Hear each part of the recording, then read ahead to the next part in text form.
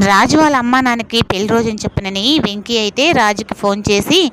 చెప్తాడు. ఈ విధంగా అమ్మా నాన్న పెళ్లి రోజు మర్చిపోయావు అన్నయ్య అని. నాకు గుర్తుంది, చికెను అవన్నీ తేవాలి కదా, నేను సరే తీసుకొస్తాను, నువ్వు అన్నీ రెడీ చేసి పెట్టు అని చెప్పాను. అనేటప్పటికీ ఇంక ఇందు కూడా నేను వస్తాను మీ ఇంటికి అని చెప్పంటే, సరే నిన్నేమని చెప్పాలి అంటే, నేను నీ ఫ్రెండ్ అని చెప్పు అని ఇంకా ఇందు కూడా అంటుంది. లేదు లేదు, నేను మీ ఇంటికి వస్తానని చెప్పిన అనగానే ఇంకా ఇంటికి ఇందుని తీసుకొని పోగానే ఇంకా చలపతి అయితే ఇంకా తన భార్యని అయితే పిలిచి, నీ పెద్ద కొడుకు ఇంటికి కోడలను కూడా తీసుకొచ్చేసాడు అని చెప్పానంటే, ఎవరు అమ్మాయి అని చెప్పని తను అడిగితే, మన మనిషేను అని చెప్పంటే, చూసావా నేను చెప్పాను కదా వాడు అమ్మాయిని లేపుకొచ్చేసాడని, వాడు మన మనిషి అని చెప్పి అంటున్నాడంటే, అయ్యో అంకుల్ నేను తన ఫ్రెండ్ని, మీది పెళ్లి రోజు అంట కదా అందుకని నేను వచ్చాను అని చెప్పంటే అని అనేటప్పటికీ ఇంకా అందరితో కలిసిపోయి ఇంకా తనే బిర్యానీ అన్నీ ప్రిపేర్ చేసి ఇంకా వాళ్ళ పెళ్లి రోజునైతే చాలా గ్రాండ్గా అయితే చేస్తుంది. ఇంకా అలా చేసేటప్పటికి ఇంకా ఇందు కూడా అయితే వాళ్ళందరితో కలిసిపోతే,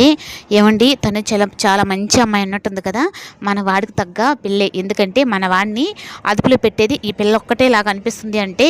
నువ్వు కూడా అప్పుడే నీ కొడుకు పార్టీలోకి చేరిపోయావా, కానీ నాకు ఆ పిల్ల ఏం నచ్చలేదు, ఎందుకంటే మనమే పేదరికంలో ఉంటే ఆ పిల్ల కూడా పేదరికంలోనే ఉన్నట్టుంది, ఇంకా మనం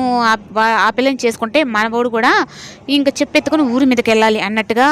మాట్లాడుతూ ఉంటే, ఇంకా ఇందుని చూసిన తనైతే మాత్రం నా కోడలు ఇలాగే ఉండాలని అనుకుంటుంది.